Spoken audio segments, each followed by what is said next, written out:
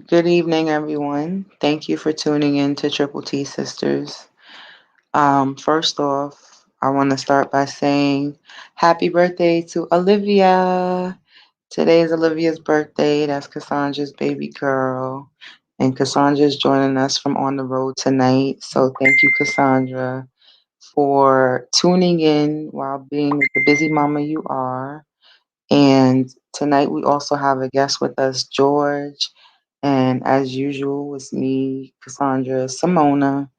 And tonight we're just gonna freestyle a bit and we're gonna recap a bit really quickly on some of the things that were discussed on Triple T Sisters in the past. So if you guys have been tuning in, a lot of the information we've been sharing with you first started with our segment called A Mind is a Terrible Thing to Waste. So if you want, you can go back and check out that video from 3 weeks ago. And then our second video was called Don't Fear Progress. And that streamed about 2 weeks ago. And then we also had another video about 2 weeks ago. And we called it Remember Who You Are. And I'm adding Cassandra back now. And then about a week ago, we had another guest on here named Ebony, and Ebony is an educator, and she was very, very, very, very good at discussing a lot about what was going on within the educational system. And she shared with us also her BCAM anthem, which was a nice video that was educational that she created with the school, Brooklyn Community Arts and Media High School. And then last week we spoke about opportunity gaps. Now, I didn't really dive into what each one was because it would be great if you guys would just go back and take a look at the videos and listen in on the discussions and give us your feedback in the comments. I know George was able to catch one of the segments on education, and he said he really liked it. If you want to elaborate a little bit on that, George. Oh, first things first, thank you for having me. Thank you for joining. Oh yeah, and I think the education was great. Is I think it's very empowering to find people, instructors, teachers that actually are not scared to teach and not hold back. We all know the school systems are very, very systematic and they follow a certain chain. But to have a teacher that takes outside pretty much the syllabus and thinks outside the box to show them more is great. I wish there was more of that in New York City. Yeah, it's unfortunate that this education system doesn't actually groom people to think in that manner in the first place. They groom them to kind of fit in a box and then to groom others to fit in a particular box. You're right. I mean, I have some friends that are instructors, teachers in high school and middle school, and sometimes fear gets in their way of trying to teach more than they already are been told to. So I know that plays a role sometimes in careers. Oh, Mm. absolutely. Because at the end of the day, your career is how you support your family. You Exactly. know, Yeah. I mean, just to elaborate a little more on that, I'm very passionate about standing up for what your beliefs are. I was fired a long time ago because I didn't follow the culture they had, which I thought was very toxic. And I stood up to it because I think you just said the correct answer. Sometimes it's to make sure that we feed our families, but sometimes enough is enough as well in some careers. this is true. A lot of people just find other jobs, but sometimes, like you said, enough is enough, especially when you experience this thing in every job. It's not like it's just one. You know what I mean? Like for us as a people, people of color, some of the issues they just they follow you from one job to the other. So I can understand what you're saying in that sense because the problem is there. It exists no matter how much people try to ignore it. This is what we're dealing with, and like you said, sometimes enough is enough.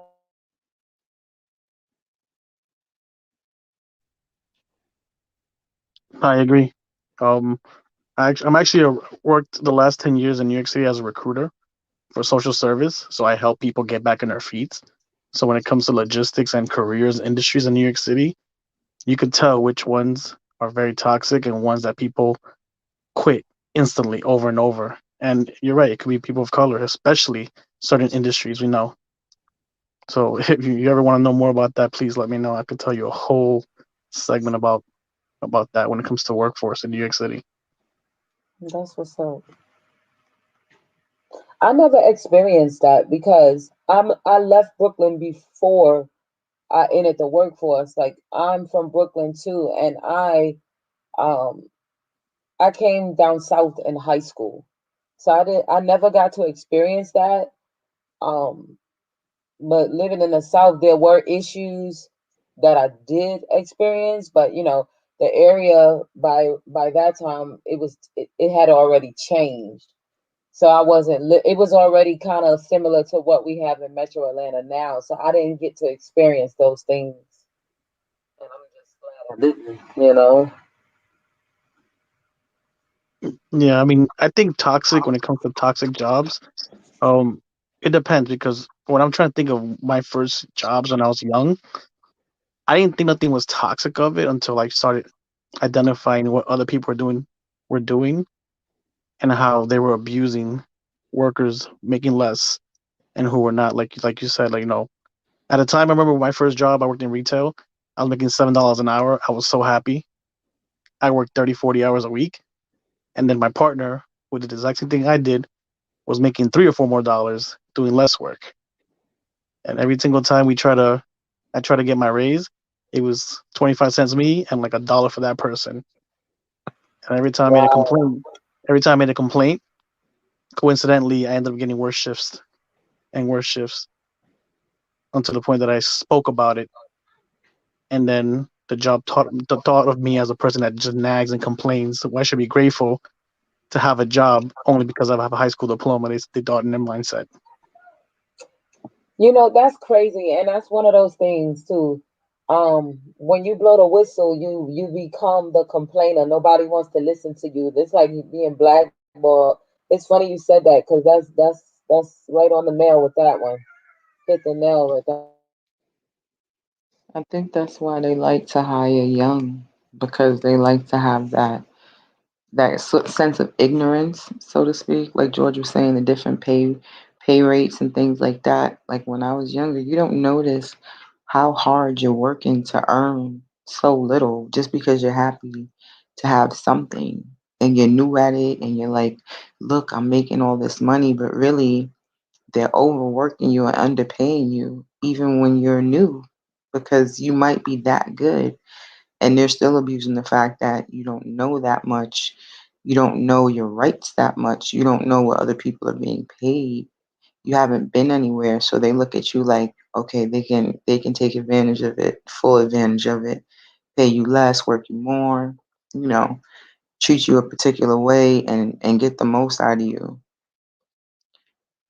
It's really crazy. I agree. Um, but like I said, as a teenager, we don't know that, and as the type of field I do now, I try to alert and teach youths about their rights. Workers' rights is one of the key elements I work with. So that's like one of the things I teach in my job readiness program is your rights, like your rights, especially OSHA, especially all these know your rights stuff, even if you're documented or undocumented. So yeah, sometimes lesson learned motivates you to keep on doing it later in the future. But like I said, it just go into different levels of when it comes to work. Hi, Cassandra. Can you hear us? Cassandra's trying to join us, but I believe she keeps going in and out because, like I said, she's on the road, but she's trying. I have a Wait. question. Hmm. How long did it take you to get your first job? Because it took me a couple of six, 7 times to get. I just thought about it right now. I got rejected over six, 7 times as a youth with no experience whatsoever, and then I had friends, obviously, who had more of education with the same experience, which is none, and got hired a lot quicker than me. So, how long did it take you to get your actual first job? Like not a stipend because I'm I had even a stipend one. Well, remember, and I don't know if you remember the summer yummy jobs back when you could do like the summer jobs with the city. Oh yeah. Those So you just had to excluding line, excluding you those just had to jobs. line Excluding up that. for that. Well, excluding that, how long did it take you to get an actual job? Or how many interviews did it go to in Not order to even get the the first stipend job? job too. Not Had a not a stipend. stipend job. Um, Actually, I'm not gonna lie. Kiana put me on to McDonald's, and since I was always good with numbers and stuff like that, it just worked out. She got me the interview, and it just worked. And I did a good job as a cashier.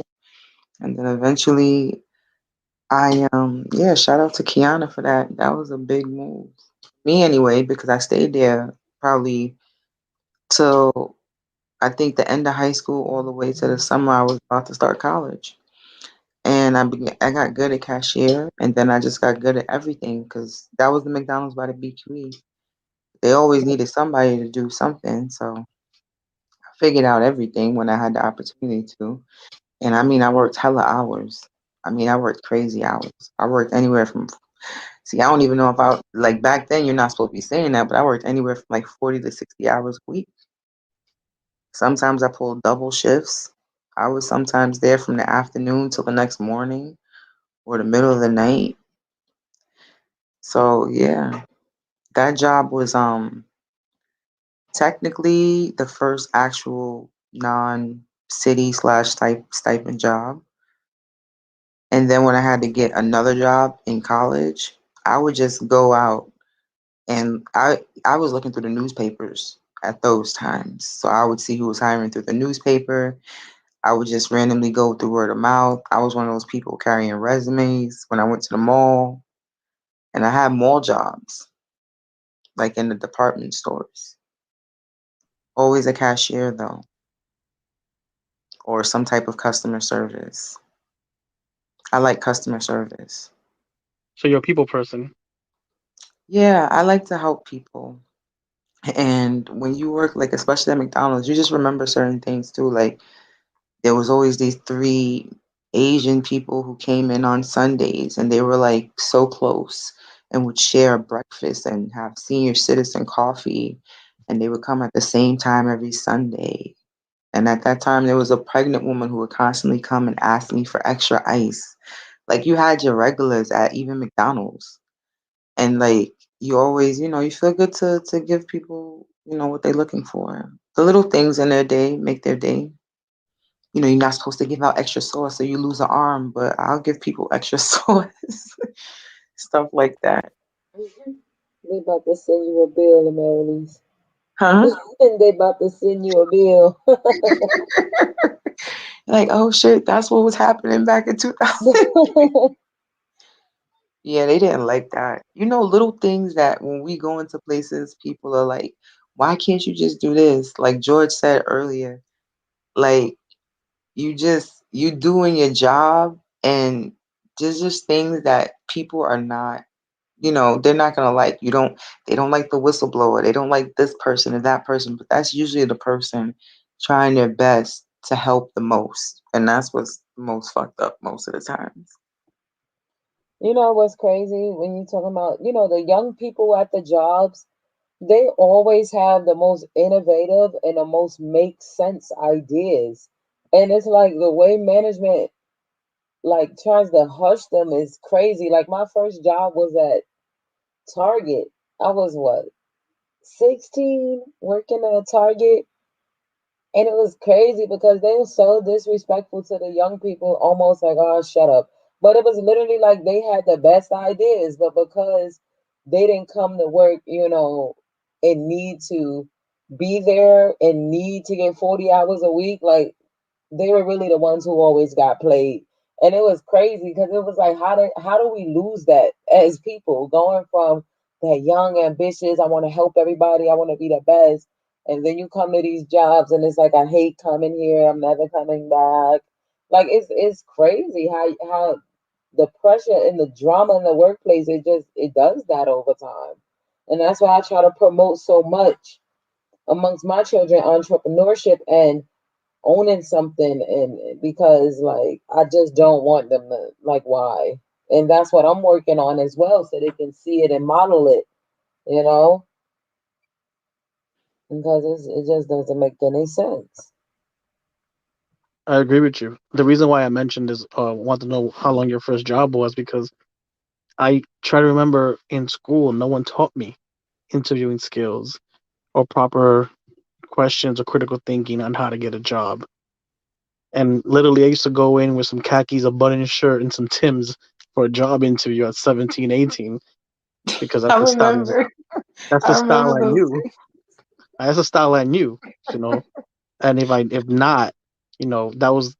But the thing I look at my back now is saying, wow, how many times did it fail in order just to realize that when I see people in suits with nice leather jackets or coats and these books, Kenneth Cole shoes, and I'm here with some black Tims, some khakis, and a button shirt, like, you know, why didn't I learn this in school? Then I didn't go to college that I figured out that more of that, even though it sounds like common sense, but I feel like it sucks. I feel like this is something they should have taught in high school, like how to look for work. You know what though? They should have taught that, but I'm gonna be honest. I felt like sometimes even when you deserved it, you still got overlooked. And I hate to say that because like you just made me realize, like you really made me realize like how many jobs I went to that I didn't get. And that shit wasn't a short list because like you said, you wear these clothes, you walking around wearing these particular things and you think you're doing things right and you're not. And it's actually crazy because that one little thing, like I remember somebody saying, "Oh, they look at your shoes first, and once they see that your shoes don't shine, they know that they don't want to hire you," or something like that. And that to me is just so fucked up because hey, if my shoes ain't shining, that's an indication I need this job. Hire me. I'm gonna be working even harder. But they don't look at it like that. I think even answering the question of honesty, I'm ready to ask me. You could be honest with me. You could tell me whatever you want, and I'd be like, okay, it's my first job. I'm nervous. I really want this job because I don't want to be broke. I'm a college student, and I'm like, damn, am I talking too much? Like, you don't know these things when you're 17, 18 years old, going in for your first interview. You get nervous because I didn't know competing with someone who's in the 20s or 30s next to me, and I'm like, cool. Mind you, when I was 17, 18, I had braids. So that's another thing. That was another issue that I felt like it was difficult for people. The braids, the earrings, I had a tongue ring. So all that stuff, image played a big role back in the days. I think Oh now it's yeah, been more lenient. I think they're a little bit more lenient now, in my opinion. gosh, you're What calling out our age. I mean, look, I'll say I'm a happy 35-year-old. I've made hundreds and hundreds of mistakes. I've been fired. I've been told I'm the most corrupted, rebellious person at work. But then little by little, when you fight for what you believe in, eventually someone gives you a shot.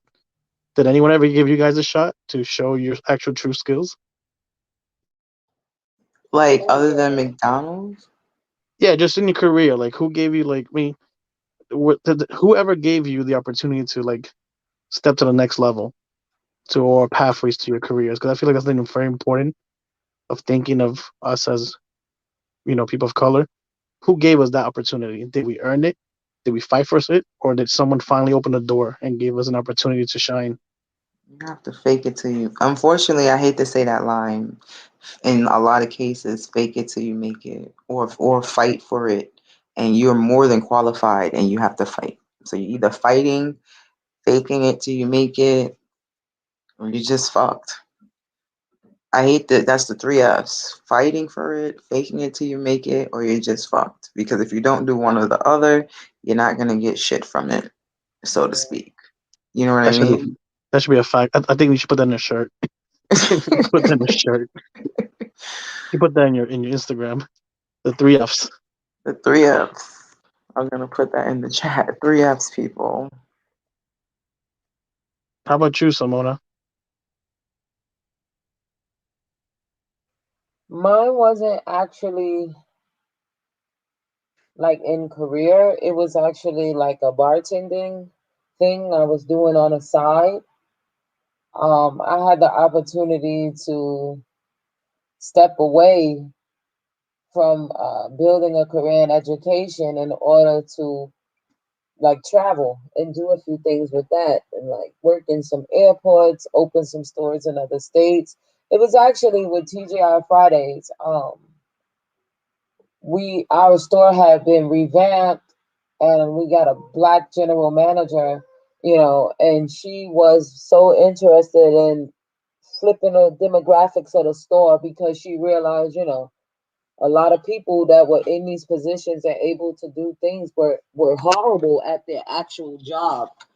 So yeah, she just came and flipped the scene a little bit and gave a lot of opportunities to those people who otherwise would just be there. And I got to do like some competitions, and I had a really good time. And I had to step away from that because it just kind of began to take over what I had going on. But I really did enjoy it. And that was something I did in my 20s. I was a bartender for TGI Fridays for a while. And it actually did become full time because I just fell in love with, traveling and making all this money. Like it was amazing for the moment. It's crazy. I always wanted to be a bartender. I don't know why. I've always wanted to be a bartender. It's I think not because an of my easy job. personality. I think that Like was you said. everybody's little goal. I thought about that plenty of times, but like Simona said, I've heard it's not easy, like at all. Mm-mm. I even bought the books and everything, but I couldn't see myself actually doing it. So I just never tried. You I know, mean, if no, go ahead. if you're a people person, it's even hard for people who say they're people persons because literally you meet so many different types of people in a day. And then, sometimes you have your days where you're just not your best. And that's the thing. It's literally always a stage. Like there's nowhere to run, there's no back office to go step away for a few minutes. Like you just out there performing like like an artist. And that just was the part that drove me crazy because you couldn't have a bad day and have to be there, you know What about the alcohol part where you gotta fake the alcohol? Again, faking it. You gotta fake a lot of shots. Oh Oh, no, what most do you of the mean you time I faking just it? drunk them. Wait, so you fake it? Wait, what? Can you explain it to me? What you I've been fake it? told you have to fake shots. Like you gotta pretend to take shots because you know how some people come in, they want to buy a round, and then they say, "Oh, bartender, I'm buying a round for you too." And if this keeps happening, you can only drink but so much, so you have to learn how to fake taking shots. So I was lied to then when I was young. I thought the bartender trying to hit on me then. They just wanted me to buy him a drink. No, she wants you to buy her drink, silly. Oh, so never mind. I mean, it used to be when I used to wear thermal shirts, like the times when I knew I was over it, I would just act like it was going in my mouth and like flip. As bartenders, our hands are fast, and it would be so easy to throw a shot glass back, and then they don't see that it's just going down into my shirt. Like it was me. It used to be crazy, nice smelling like liquor and stuff. But most of the time, I did just drink them. Like I'm not even gonna lie. Like most of the time, I'll be like, "Oh hell, I'm stuck here with you guys for another hour. I'm just gonna take this shot." That's And hilarious. it did lead to a lot of destructive behaviors. Like I had that was one of the reasons why I took a step back. Like it was too much at a time. Oh, Especially when I'm quitting a 9 to 5 to do this. wow. That's I have a thing. I have a soft spot for food work service workers. So whenever I used to go to any restaurant, and let me see, about 10 years ago, I used to go to Chili's around. I used to live in Queens, and I became cool with every bartender. And I'd be like, "Look, I know you guys don't get a tip good, so look out for me. I look out for you, and I take care of you." It became a motto that every time I used to go there, not gonna say names and all that stuff, but go there, eat my little 2 for 20, whatever, with my friends or my wife or whatever, and then The bartender, she hooked me up. I got her. So I'll be taking those 2 for 1 drinks in Chili's, the little shots, and I'll be getting at least like 10 to 20 of these shots. So, and then my bill will only show up like 5 times. But in return, I always take care of the bartenders. 50 minimum tips all the time. And if I had big groups, like Super Bowl events or something, they were like $300 tips. Because I always feel like bartenders are never taken care of. And I feel like it's more of an emotion, like you just said. If you have one bad day, it could look bad on you. But we're all human, so I feel like you putting a mask on to deal with multiple clients, like they need to give you more. That's just my opinion. You know what was so crazy? Like, every time I go out, I just watch. Like, I enjoy people watching. And we've ate out several times in the pandemic, and I just felt like I just found it amazing to see how many just to see how many people like are just was so you know impatient with these people. They would not be lenient, and it was like they just were like nickel and diming these people for everything. And it's like, look at what we're in the middle of. These people have to come to work every day while others are unemployed or getting a check. And it was just crazy to see how many people just showed no mercy. And I was like, my God, it was crazy. So yeah, I had done it, but I also have a soft spot and go the extra mile when I do go out because, I live that life and it's just crazy. People really are, self-absorbed in a lot of cases and they come out and, their bad day becomes yours.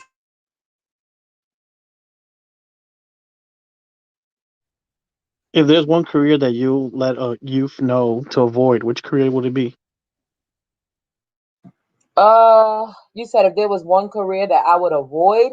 If you were to speak to say a group of youths right now, The youth.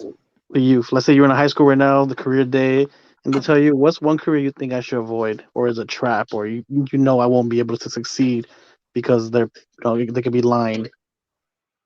I really think that it is the restaurant industry. You think so? In a sense, yeah, because a lot of the time those jobs, well, I look at it in a sense, it depends. Like, for someone who has a family or someone who's trying to, restaurant jobs are very time consuming. There's no such thing as a holiday. Like, most of these people who work in these jobs, they're always there. When everyone else is out enjoying, they're the people taking care of them. So it kind of cuts down on like the quality of life, depending on if you're somebody who wants to drink and party all the time, it's perfect. But for the average person, that's gonna run out eventually. You're No, the gonna have youth. to, huh? For the youth. For the Oh, youth. for the youth. Even so with them, because you know those behaviors, it becomes a pattern. Addictive behavior. Being in a bar, something that started off as shots with customers, now you find yourself taking shots all the time. And let's just keep it real. Bars, lounges, clubs, this is the breeding ground for drugs, you know? It's just I would say it's just not it's something that I would, tell young people just don't do it. Like it just do something else. Like, She's she you these know, shots. just do something Simona, I else. think you're like the only one that was taking real shots, man. Nah, nah, it was going down back there. I hope give me Oh one my second. god. I think for me, I would tell the youth that be careful with retail. You Be think careful so? with retail. I'm gonna keep Be, no, saying that to y'all. You no. think so? Well, I'm not saying like, oh, it's a trap. I'm saying be very careful because it's good for a youth to get the experience as a retail, and as let's say a stock room or cashier or visual merchandising. But to understand that type of job most of the time requires your weekends and the nighttime, and you will never get the great shift in the beginning like we assume when we're young. Like, oh, I want the 9 to 5 retail store hours, and then when it comes to holidays and all that, people could get trapped in it.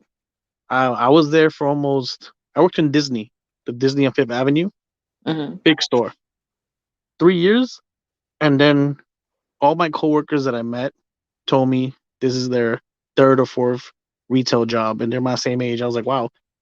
and they're like going trapped because they feel like they can never go nowhere else besides the retail, but they have to start all over again.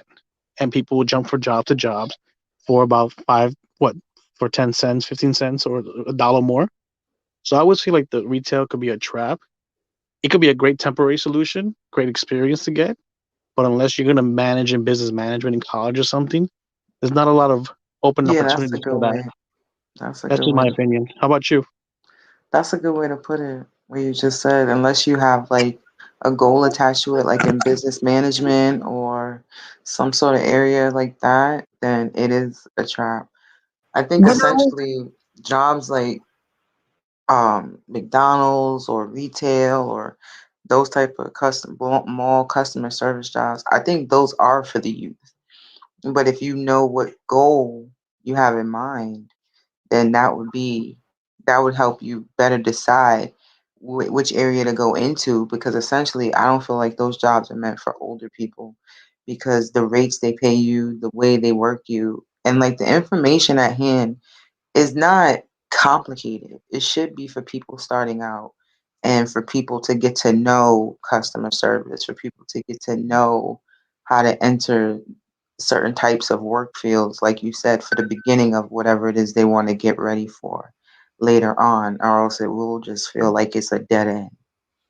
But I would, as a youth, I'm gonna go as far back as maybe like, when they turn 18 or get out of college or whatever.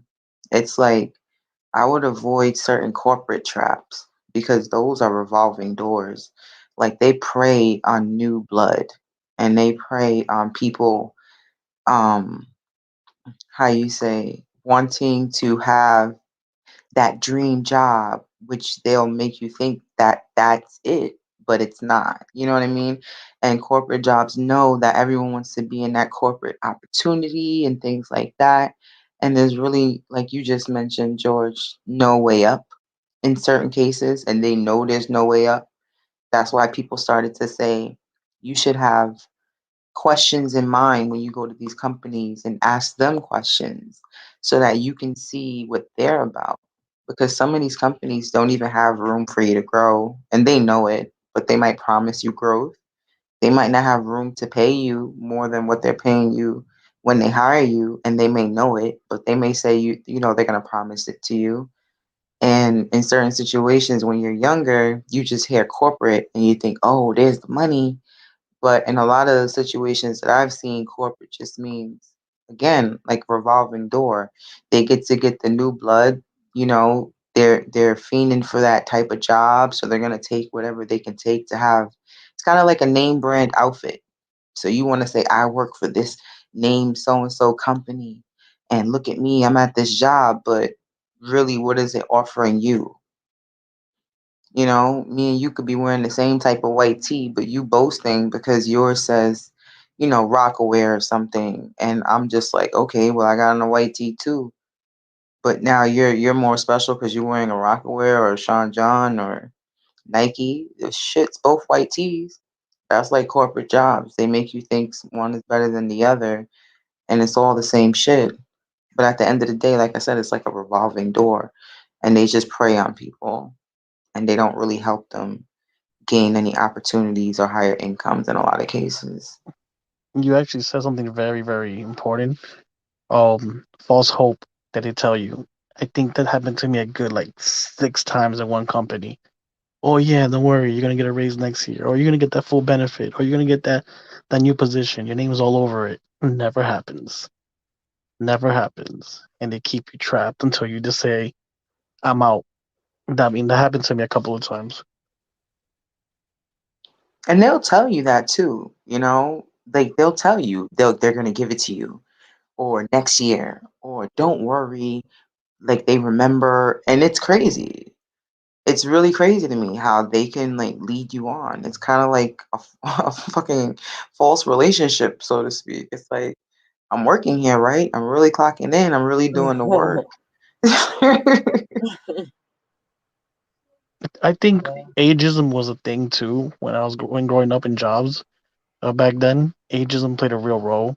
When I used to do work, I'm not gonna lie to you, I was a workaholic. I just enjoyed making money. Common sense. You're like $7 an hour. You make 40 hours, you're hitting almost like $200 a week. You're happy because back then you used to get paid weekly.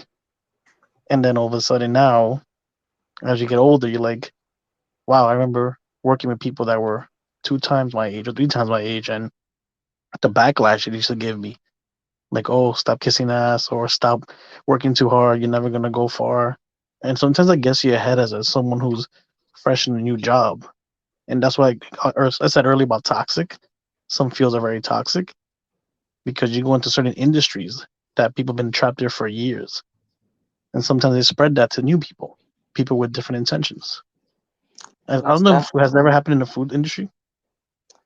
That happens everywhere. What you just Yeah, said, I was like about to say everywhere. everywhere. I think. That happens. Like a lot of people when they've been there, and I can't say outstay your welcome because people need to work, and some people are just good at what they do. They just don't like it, and some people are not even good at what they do, but they have the job. And Right. some people have been there so long that they say they say to look at the people who've been there the longest to see where it is you see yourself going in the future at the job you have, which depending on where you work, sometimes you have a lot of happy people and a lot of unhappy people, and sometimes you have a bunch of unhappy people. I don't ever really see a bunch of happy people that have been there a long period of time. But no, I find that people will, if you give it enough time, they'll talk to you if they've been there long enough and they're comfortable enough, they'll complain to you about everything going on. And it's a downer because when you start a job, you're not trying to be negative. You're trying to be positive. You're happy you got the job. You want to do a good job. You want to make sure that people are satisfied with whatever it is you're bringing to the table. And, you've been working hard to execute whatever it is you need to execute. And finally, you're in. And then you've got people in your ear telling you how much it sucks to be there. And I had a job like that in particular, a couple of jobs. I've always been the youngest in a lot of situations that I've been in, and it's always the same thing. You're so young. Why are you here? You don't need to be here. You can do better than this. Or you don't want to be here. You don't want to be like me at this age working at this company still. And it's like if you're young and trying to make it in life in general or pay your bills, like how can you really keep a job for a long period of time if you have a bunch of people telling you you don't want to be here, you don't want to be like me? Or this company is going to screw you over. You don't want to be like me. Like that's all you hear sometimes from some people in certain jobs. And that's really difficult to work into your everyday, work situations. In a lot of cases too. Sometimes in the beginning, you don't understand it, but it be like you said, becomes like a cancer. It starts to rub off, and some people are not really good at separating themselves from that negative pattern of thinking, and they fall right into it. And next thing you know, they become the same thing. Like when the new people start, it's a cycle. It's repetitious. It never ends. So I know exactly what you mean. But you know what I think that comes from? Maybe George knows more because you might get more feedback on this now in the industry you're in. But it just seems like, yeah, it can become a cancer, but all of that is due to undervalued employees. Underpaid, undervalued, and overworked employees. And shout out to Emily for joining in. Thank you for joining and tuning in tonight. She said we're making her appreciate the job she has right now. I'm glad you appreciate the job you have due to this broadcasting tonight. But yeah, maybe you can elaborate, George, because it just seems like if all of those people are going to be giving that type of negative outlook on the newer employees, then I would assume that, they're not being paid correctly, they're being overworked, they're not being treated properly. It's always something as far as the employee not being valued appropriately. It's true, but I'm also looking at it also now. So right now in New York City, it's $15 minimum wage. and it's that $15 minimum wage has made it very competitive for anybody right now to look for a job. We're talking about kids with no GED, no high school diploma versus people with bachelor's degree just getting a position in customer service now. And that sometimes plays a big role on the surrounding because going back to what Simona said earlier, nobody wants to lose their jobs. I've had conversations with GMs, recruiters, executive directors, and managers. Nobody wants to lose their job, so they always trying to hire the best of the best for cheap price. And I always try to tell them that's not the way it works. You want the best steak, the most expensive steak, but you want to pay minimum for it. That's not the way it works in this world. And they just can't get that out of their mindset. They're always focusing on themselves. And I think this fear plays a big role on how you want to guide and become a great leader. And that's why I'm an advocate for internships. I love youth internships where you can really take the youth, guide them correctly to the right path, let them ask you all the questions you want, and teach them from your experience everything you went through. So when they get to that same scenario, they're not caught off guard and able to make a higher probability decision than they would without your support. What's your thoughts?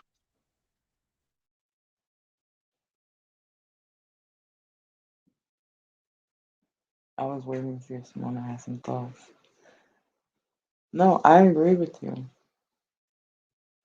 Like I agree with everything you said, but I still think that I don't know, it's just not easy because when they know you want the job, you know what I mean?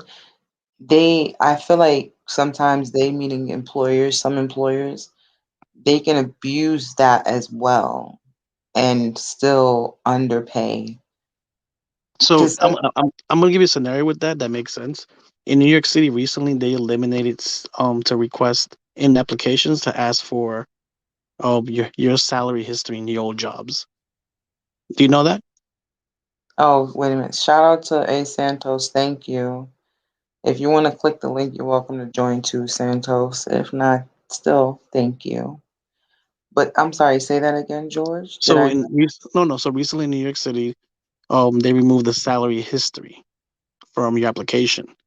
So you're not gonna show the employer how much you used to make because that used to be a trap for somebody, like you said, for an employer to hire someone. So for example, if I was an employer and I saw someone had 6 7 jobs in the last 2 3 years, and I noticed every job the person's just jumping for like an extra 50 cents or $1, they could pay the person less than the actual position requires because they know how much they used to make.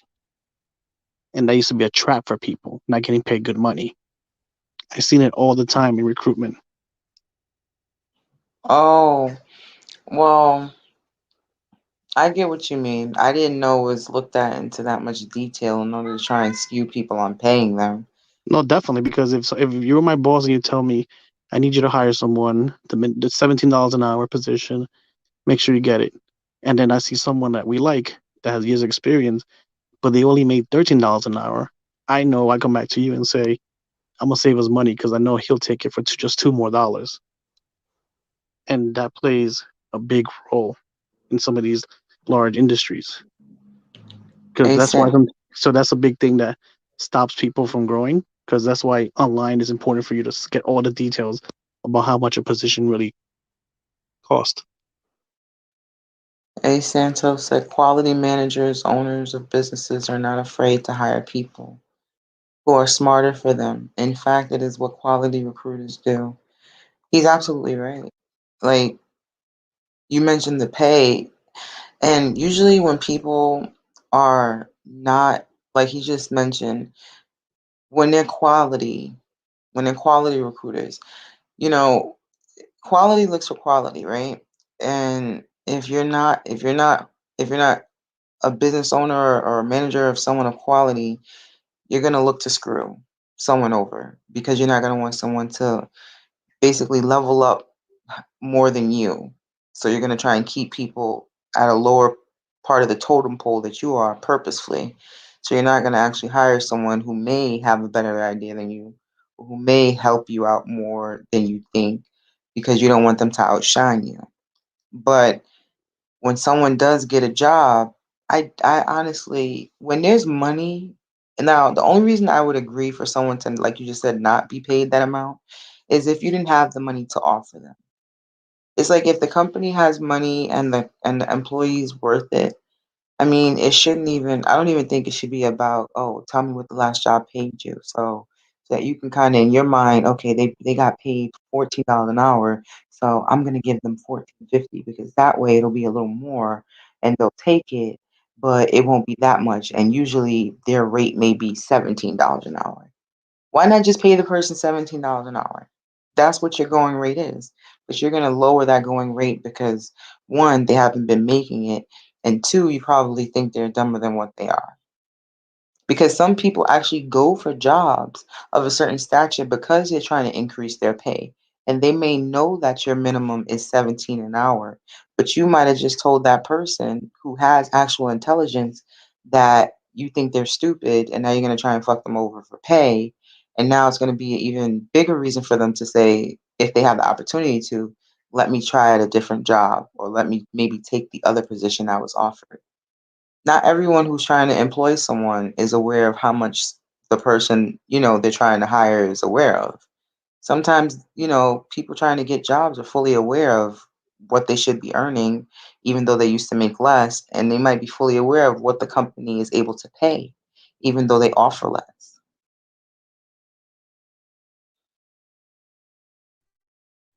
You are right. Actually, someone in the comment wrote something about that right now. Emily, she said, that literally happened to me at a retail job. I got less than everyone else. Feel free to join the chat if you like, Emily. I'm posting the link because you've been on for a while. Love to hear what you have to say. Just click the link and I'll add you to the stream and you feel free to add your thoughts. Or you can keep commenting in the comment section. We'll pull it up and shout it out. But yeah, and that's why I know you could tell me if that's a hidden rule or not a hidden rule, but that was always a known rule that wasn't written. You're not supposed to discuss your pay with other employees. I mean, people now it's different because people use cover letters and all that. When I speak to people and recruiters that are always asking, "Does this make sense to offer this amount of money?" I always tell recruiters straight up, if you want quality workers, offer your best. Of course, people are gonna try to apply for any position based on, "Ooh, that's $50,000. I think I qualify for it." The job of recruiters is to screen people, let them screen it. I'd rather them put up the prices because you may get some good quality workers compared to just dumbing it down. Because I've argued. So I work in social service, so let's say case manager, people that work with HRA and all that stuff, they'll get paid less than 35K. And I'll argue saying that that is not enough for the type of work that works with them. They're bringing that mentality at home. That's a very mental draining job. When you deal with people's negativities or of all type of scenarios, you take that home just for measly $17 an hour. It's not worth it. So yeah, I'm an advocate that you should go out and reach for as much as you can, gain as much experience, and if they don't offer what you deserve, somebody else will. Yeah, I was never a fan of dumbing yourself down, so to speak, for the role, especially when they know you're qualified or more than qualified. But like Santos had just mentioned, quality managers, they're not afraid to hire people of quality. And usually they're trying to avoid hiring someone who may have more, knowledge in a certain area that they don't have. Some places of business, they try to keep, and I hate to say it, but they try to keep the staff that they run at a certain level of dummy. And it's just that simple. They don't want them to know too much, but they can't, not know this much. They have to know just the right amount to keep them at whatever level they're trying to keep them at. Then when you get the job, it's kind of like we'll train you to do your job. And God forbid you try to learn something else, then it's kind of like you get in trouble for that, or you might not even have access to learn anything else. They might keep you at that same position doing that one thing. And like we said earlier, there might not even be room to go anywhere else, which means you won't ever get paid any different. And if you do, you'll probably get what George had mentioned. You'll get the runaround.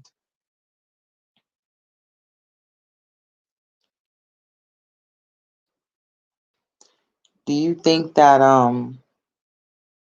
do you think that in the long run that hurts companies, or do you think that some companies that's just how they are and it'll just always be that way and they just sustain and they'll just keep running through employees and doing it again and again? If you're a small business, you have more power. If you're a business owner, you have more power to change all cultures and dynamics. If you're one of the big shots, Targets, those multi-million dollars, no, they have their structure, they have their style. They're not going to change. The only way that this can help someone if you hire a manager that understands this type of game. I think it's very important. When I was a manager, when I trained anyone under me, it was to train them to be better than me, not to just stay in the same position. I had a rule that when whoever was under me, if you last more than 2 years with me, then I did a bad job as a manager because I love seeing people get promoted. So I Mm. used to ask them straight up, what do you want? Do you want to be my position? You want to be better than me? Let's do it. Because in my eyes, I think you're a better manager. You're a better teacher. If you're a good teacher, teach everyone everything you learned. Because when I was young, I didn't have a good teacher. I had to find the right mentor later in my career, which guided me to be a better worker than he was. So I always had the mentality that whoever's control the atmospheres in your job can make a difference. But like to change the whole dynamic, like I said, it must be maybe this gentleman Santos. He could do that because he's a business owner. Oh, Emily joined us just now. Emily, thank you for joining us. This is Cassandra's Hi. cousin. Thank And you. before we get into you, yeah, A Santos mentioned maybe you guys can discuss this further. He said, my mentality going into interviews was always to understand my worth, research the role within the industry as far as salary, etc. I then base my salary off of the higher end of the spectrum first. And then he also mentioned that you negotiate from there, start higher, then negotiate. He says you have nothing to lose by telling them what you want to be realistically. I agree. And I'm gonna tell you something before I go. I'm gonna tell you one little quick story about that. So what he just said made a very is very passionate, very accurate. So I was let go of a job because I didn't follow the structure. They didn't like my attitude, didn't like my the way I focus my stuff. They gave me this big severance package, right? And I told myself, I know how much I'm worth moving forward. I wasn't going to get the same amount of money later on, so I applied to jobs in the communities, Nitro Development, Lower East Side, Harlem, of stuff that I know that I could do. Right? I sent out 6 resumes, 6 cover letters. State I'll take from this amount of money to this amount of money only. Please contact me only if you fit the requirements. Look how cocky I sounded in that cover letter. I was in Cancun for my 30th birthday, drinking, partying. I got a call from over there, and it was an interview from one of the spots. And I told the very one on the phone, listen, I'm on vacation right now. I could go to the room. We could have this conversation. And you know what? My mentality was, I have nothing to lose. Because if you really like what I have to offer, you want me. That's the way I look at it. If you really want me, you want me. I told her very well, hey, listen, I'm a person that likes to be very straightforward. So I would like to just do one interview. If you think you like me for this one interview, ask me everything you want. But after this interview, if you don't feel like I'm the best one, then I'll move on. I just said that thing because of liquid courage. But literally, I got hired like within like 48 hours later. And they told me, when you coming back from Cancun? I'm like, by next week. They're like, great, you can start. So the way I look at it is sometimes you have to take chances on how good you really are. If you put your prices on your cover letter, you have nothing to lose. And don't be surprised if they try to call you and dumb you down, like, oh, can you take lower? I'm like, no. And now with this recession that we have in 2021, who knows? Maybe this whole dynamic changes. Right now, people are asking me about should they go back to work. I'm like, hey, listen, if you're safe, if you feel comfortable, go back out to work. If you could get some support from the city and unemployment, do your best. But safety's first, in my opinion. I agree. And on that note, thank you, George, for joining us. I know you have to go. And can you just shout yourself out real quick so people could follow you, join your Oh podcast? yeah, I do think I thank you, Simona and Cassandra, for giving me an opportunity to speak. If you guys are interested in knowing more, I'm a little funny guy. I like to brighten your day, positive energy. I'm on Instagram, LJ Rivera. So I have my own little podcast. I have my own stuff to support people. If you're ever interested in listening to on Spotify, it's called Live It, Love It, Fuck It podcast. And I do a little bit almost similar stuff, but I love to hear people's stories. So maybe one day I could have your team on my podcast. That'd be great. Is it LJRIVERA on Yes. Instagram? I'm all about positivity and showing support. Um, I think we have enough hate in the world right now that if you like a page that has funny stuff, positive stuff, some TikTok vibes, follow me. I'll follow you right back. Thank you. Well, this was nice, y'all. You stopping by. We appreciate it. And I really, really appreciate it because I know it was last minute and I know everyone has things to do and they're busy. And I know me and Simona are down to host. So it's nice to see Emily have a chance to join in too right now. And George and shout out to A Santos. So go ahead and we'll continue on with Emily and hopefully we'll have, the rest of Thank the you night and end have as a well as it started. thank you and have a good night, everybody. You Thank you, did the George. same. Thank you so much. And keep it up. I love this show. I'm definitely gonna Yay! put this on my Instagram to show people up. Yes, thank you, thank you. Good night. Soon I'll be on George's too. I just gotta, take my old lady nap in the day. Thank you for joining us, Emily. You said you appreciate your job now. What is it you do? So I go to Central and I work at our like volunteer center there. Um so I like run our social media and like get volunteer opportunities and resources out to students through like Instagram and Twitter and stuff. Oh, nice. Yeah, I've been doing it for like 2 years and like just the dynamic like that we have in the workplace has been like really really good. So like listening to you guys talk about like the things that everybody's experienced at their jobs, it just made me like very appreciative of like what I have right now. So you enjoy what you do? Yeah, definitely. But so the job that I had before this, like we were talking about like the ageism and stuff. I was one of the youngest people working there and I got paid the least. I was working at White House Black Market. I know what So that yeah, like it's supposed to be like higher end and stuff and like normally people like working there would get paid more than like your average retail place, but I was like practically getting minimum wage, but I'm sure the like older women and stuff there were getting more. And I actually had a couple friends that were working there that like joined at the same time that I did, and all of them were also like making more than me, so I ended up quitting. Mm. Wow, at least you had the power to do that. Yeah, I was fortunate. Well, I was moving anyways, so it was like I couldn't really work there as much as I wanted to, but I was like I'm not even gonna come back for like weekends and stuff. Right. When you know your work, you know your work. Yep. Why Yeah, and bother? I'm definitely glad that I heard like a lot of good advice because I'm going into like my career soon because I'm gonna be graduating. So when I'm looking for a job, I'm definitely gonna be thinking about the things that everybody said. I believe, Congratulations. Thank you. was that A Santos that made the comment about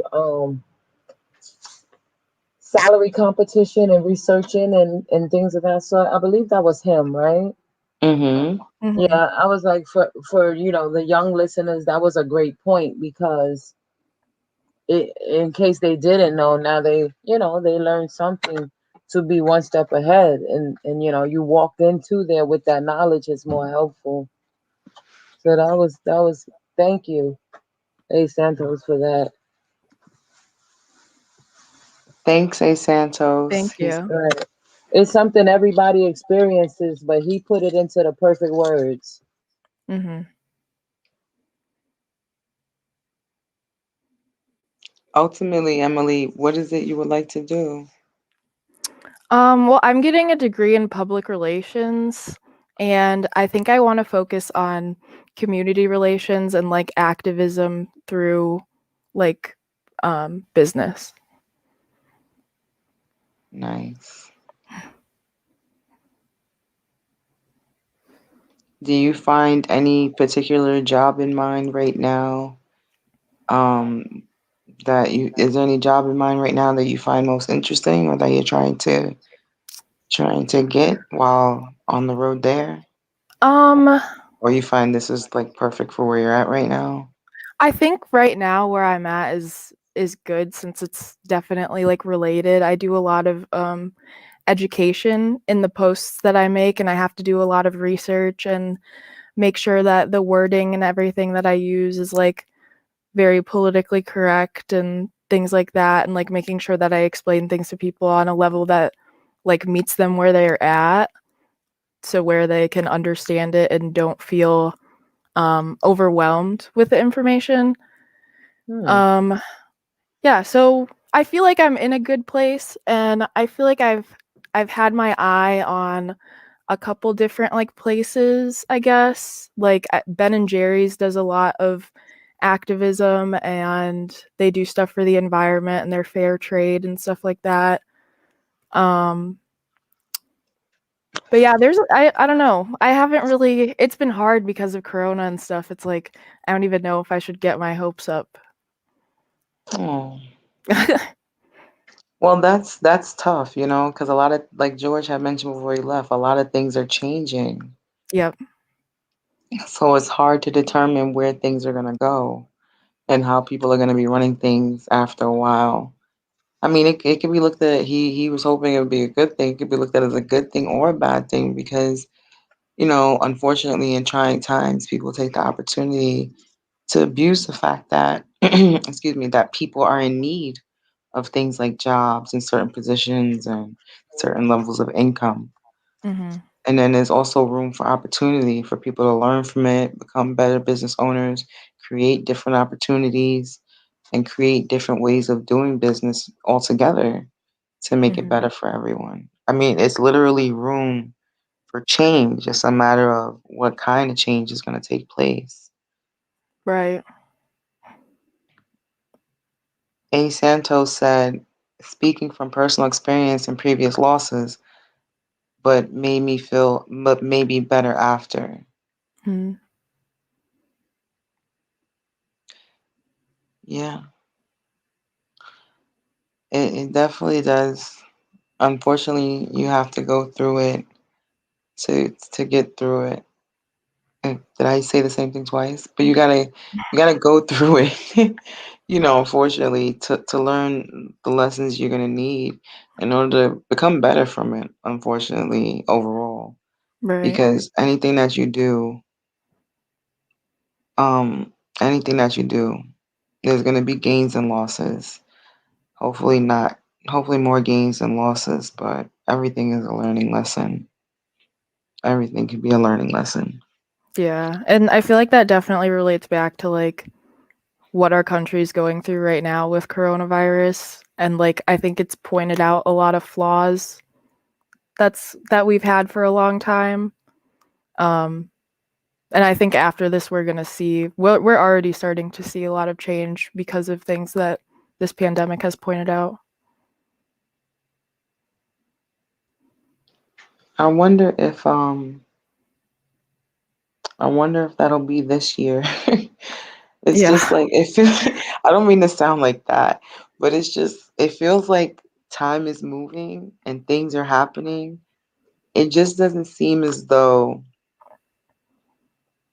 it's all happening at a I'm not gonna say at a fast pace because I don't wanna rush anything, but it just seems like we're moving right along. You know what I mean? Like it's Yeah. moving, but it's not like not that fast, not that Hmm. slow, but it's not where we were last year. So Right. it's definitely gonna just take, I guess, time Yeah. For sure. that we're not obviously used to, but because I was saying before that it's just interesting to see you have people who have been home for so long who maybe have never even experienced not going to the bar every night Yeah. or not going to the store every day. Or like Yeah. before coronavirus, there were so many people who probably they went outside to such an extent that they didn't even realize how much they rely on being around other people Yeah. or being in a vicinity that wasn't their home. You know what I mean? Yeah. For sure. For sure. This is definitely hitting like a lot of people really hard. And I think for some people, it's definitely hitting them harder than they would have expected.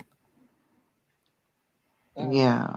And I've heard a lot of professionals say a lot of things about families that it's just very sad.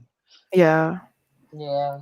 I don't even want to go into details. It's just very sad. Yeah. I mean, we're in the middle of a mental health crisis right now. We've all been Oh stuck in the yeah. house for a Yeah. year, but it just shows we need to better our mental health facilities and resources that we have for people, you know? That I think that's an ongoing fight in, Yeah. in a lot of countries, not just here. Yeah. A lot of people. I think they need to come up with a better selection process when it comes to determining who is mentally ill.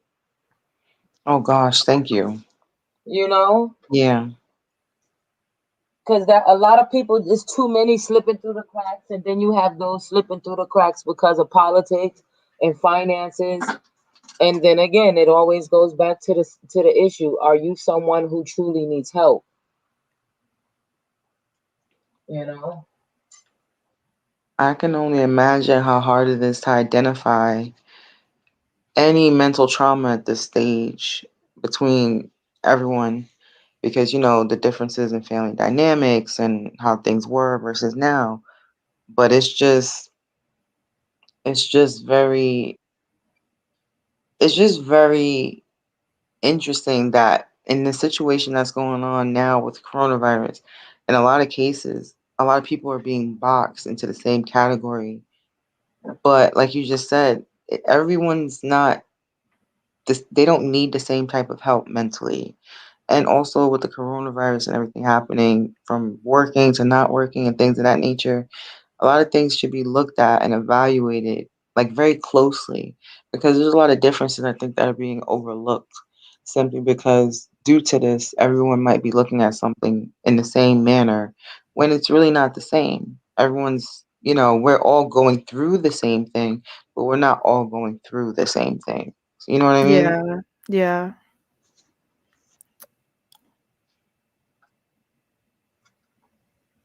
I feel like even the mental health services that are available for people who do like really need it are not up to par right now.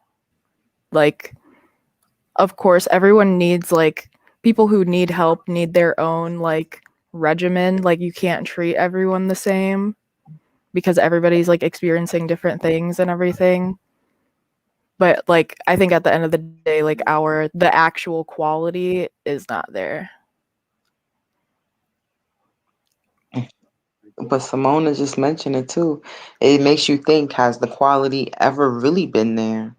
This is you just mentioned it pointed like going through this helps us as a whole look at all the flaws that we've already had in the country Yeah.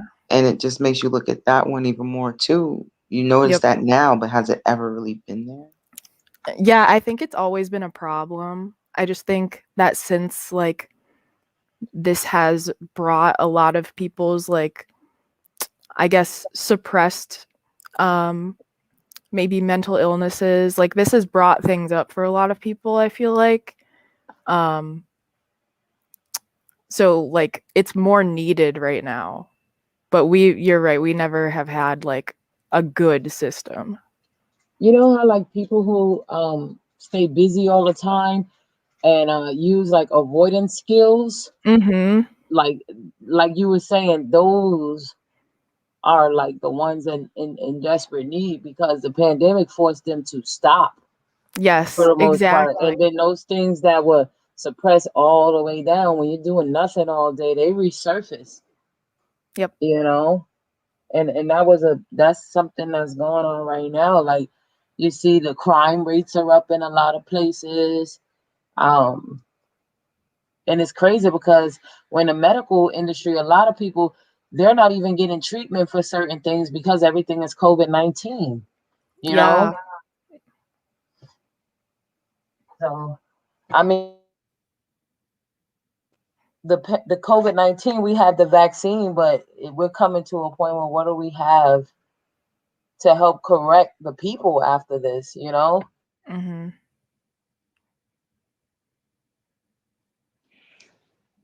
Everyone is going through different things. And also, even though we're looking at people and their mental health and the professionals who are supposed to be helping them, people forget that, like we were talking about in our shows before, and we'll get into it next week with It Takes a Village. Like these are your neighbors, these are your friends, these are your family members, these are people you know. I mean, everyone doesn't have to be, certified, although in some situations you do need to be in order to help certain people. But in some instances, these are just people that other people are turning their backs on. And maybe if you just paid attention a little bit, somebody could be of some assistance to somebody else. It's not always necessarily, the country needs to enforce something better to implement so that they can help everyone at the same time. Sometimes it's as simple as talking to your neighbor or helping the person, right next to you, or discussing something, that you may not normally discuss because it makes you uncomfortable. Well, get uncomfortable and discuss it because it may help somebody else. You know what I mean? It's not doing anything except for making you uncomfortable. It's not hurting anybody, but it may be helping someone. Yeah, like destigmatizing and educating people on the signs of um like mental illness, I think is very important. And like you're right, like that's the first step in helping someone is finding out they need help. And a lot of people, I think, during these times, you see how quickly they don't do that for others. And Mhm. it's just a matter of, oh, well, we're all going through this, so you figure it out. Oh, hey, Taylor. Thank you, Taylor, for stopping by. Um, Taylor said, what's the topic? Well, right now we're discussing coronavirus, how it's affected people's mental stability and overall. I think I named this discussion Moxie Monday just because, we were just determined to have our podcast today. And Cassandra's on the road, and me and Simona, you know, always have things to discuss. And we had a guest earlier, George, and we spoke on jobs and different things employers look for and how people get treated unfairly. And now we have Emily who joined us, who is Cassandra's cousin, so we appreciate that.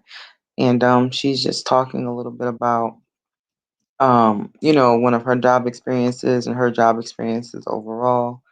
And now we're just discussing just how the coronavirus is affecting everyone and how, mental illness plays a big role in today and what's happening and the loss of jobs. If you want to join Taylor, I'll post a link for you as well. Taylor discusses things very nicely. I like to hear Taylor speak.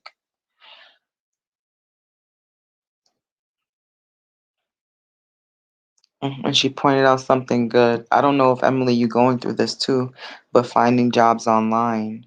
She said that it's harder to keep a job that isn't online. Yeah, that's definitely really true. Um, I'm really fortunate to be able to work online, but like that's a privilege. Not everybody has access to that, and I think um yeah, it's really sad that like a lot of people are having to put themselves in danger and go to work every day during this pandemic just to put food on the table, you know?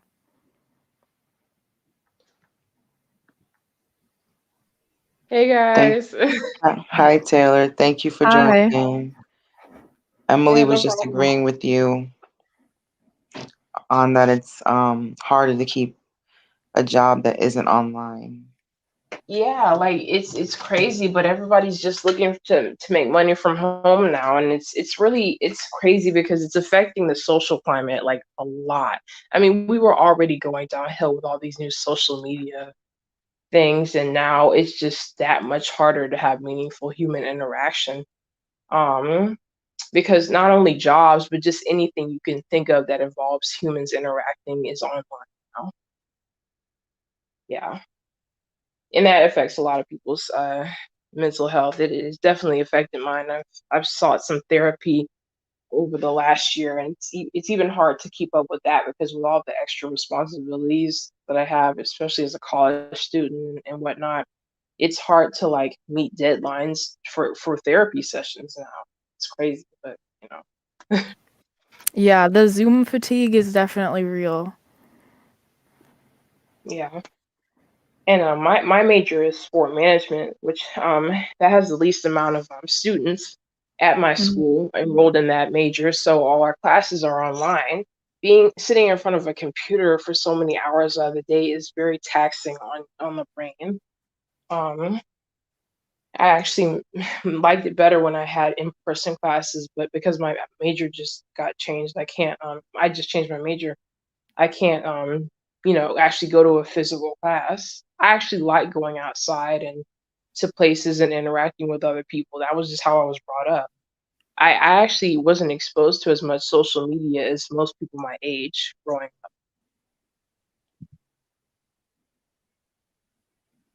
Yeah, so That's what I Simona, I don't know, Simone is still on. That's what we were talking about before with I'm here. exposing children to like all the social media, all of these games, all of this technology. Like so much of it takes away from the learning process and they get lost in it, and it's like brainwashing. And Taylor just said that she doesn't even come from a upbringing where she was exposed to much of social media and things of that nature. So she has a feel for life, if you ask me, not Yeah, without, all of the extra noise. simplicity. Social media is crazy.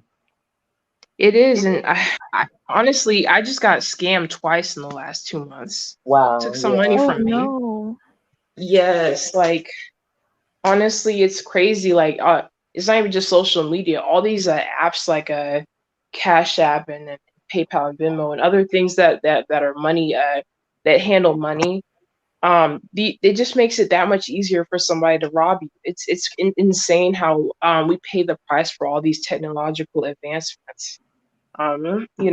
It seems like more of a hindrance than a help. Every time you call someone Yeah. on the phone, every time you call an agency, you have to go through that automated voice. You can't. There's rarely somebody that picks up unless it's a small business. Yeah. It's crazy. What's crazy with social media too, like you said, like, when you put in your information, the way they're selling this information, and the wrong Yeah. people get access to it. You have people calling your phone, offering you trips for credit card information to reserve your spot. You have social Hmm. security fake calls. Like it's just insane. And it's all Yeah. coming from when you get on that computer. and you deal with anything, any internet, any site, they hacking everything. Like you said, it's just easier to rob someone. Yeah, like I've actually caught on to some of their oh, I'm sorry, I've caught on to some of their schemes. Somebody will actually call you and ask you a question that you're most likely to answer yes to, and record your voice and sign you up for a bunch of things that you would have to pay for, or that you would that would hit your Wow. credit. Yes, Mhm. they do. They'll basically, if somebody calls you is an unknown number and they say, "Hello, is this?" and they'll say your name, or they'll be like, "Hello, are you there?" They'll act like they can't hear you, and if you say yes, yes, I'm here, or whatever, right? They'll record your voice, and they'll basically make it seem like you agreed to signing up for some subscription or whatever. It's crazy. Mm, that's serious. I learned something new every episode, and tonight was, I learned several things new every episode, and I just want to thank you again for adding something to that, because I Yeah, never knew that they're recording your voice now. Wow. yeah. Like honestly, like scam likely. I mean, this like I have the thing where it says scam likely on my phone, but even that's unreliable because I missed important phone calls from doctors because it'll say scam likely. They think everything is a scam now because it's just too congested with numbers that are similar and from different. Like it's honestly it's crazy because like literally like this recent thing that I got scammed with happened literally like 2 days ago. It was a Cash App thing, and I wanted to like I was having issue with a transfer or whatever, so I called the number that I thought was the official like customer support thing. My mom gave me this piece of advice. She said, "Don't put your money in anything, or don't use like a money thing in a place where that you can't walk into." Basically, like if they don't have a physical address, or they're just the ways that you can get in contact with them is super limited. That's something you shouldn't trust. And so and she was right. Like literally, like some Indian guy was taking control of my phone and taking all the money out of my Cash App right in front of me. And then he proceeded to hit up the first six of my contacts on Cash App for $100. Yeah, it was scary. I like he had me on the phone, and I was like, "What are you doing? Is this a scam?" I thought this guy was a customer support tech from the Cash App Wow. headquarters or whatever. Yeah, I was trying to get some help, and this like they're preying on people, you know. And so he literally like hits up on the first six of my contacts, four of which happened to be people I knew closely, thank God. But the other two, I didn't really know them that well. It was just something that I got my hair done with one of them and all that, and somebody else that I don't know that well. And I got text messages from half of them like, "What? Why are you asking me for $100? What is going on?" That stuff. It was embarrassing. Um, and so the guy said to me, "Oh, well, if you this money that we just took from your what you call it Cash App, you can get it back if you are able to hold $100 in your account for 2 minutes." And that's how we can verify that your Cash App is like a verified account. I'm like, well, why wouldn't my account be verified if was able to do transactions from the beginning? I was trying to do a different transaction and it was blocking me. So they told me some story about how my Cash App account isn't verified, and that's what they needed to do to verify it. They said they were going to turn my account into a dummy account and take the money out of my Cash App and put it back in once that $100 was able to sit in there for 2 minutes. I knew exactly what was going to happen at that point. If somebody sent me $100 from that contact, they would have taken that and probably hung up on me. So I hung up on them. Like and I turned my phone off for 2 minutes so they could no longer take control of my phone, because they were taking control of my phone through an app that they made me download. I thought I could trust this because my mom had something basically my mom had technical issues with her home computer, so she had somebody that actually lives in Florida where we're from take control of the computer so he could like he was a professional and he was actually referred by a family friend. And my mom said she was scared then, but she paid him already to do that, and he wasn't gonna like scam. But come to think of it, that was probably risky too, because he could have gone in the computer and did something crazy with the files or our family photos or whatever, like that. I don't trust that. That's just crazy. But I thought I could do it because that's what I saw my mom do. But my mom said, well, a family friend referred that guy to. So yeah. Have you gotten to talk with Cash App, like the actual like Cash App yet? Like, can they do anything about it? Honestly, I wanted to go. I wanted to go on Instagram or some social media or whatever and complain on their page, like find the Cash App page or something like that, and complain about it. But it was so little money. It was like $25. I didn't want to like. I don't know. Honestly, I was embarrassed to even go on. To Yeah. there, because my mom's told me like you can complain, but like I was on the Albert app and I was trying to save money, but they were holding my money hostage. I lost about $150 for some reason because they wouldn't give it back to me even when I canceled the app.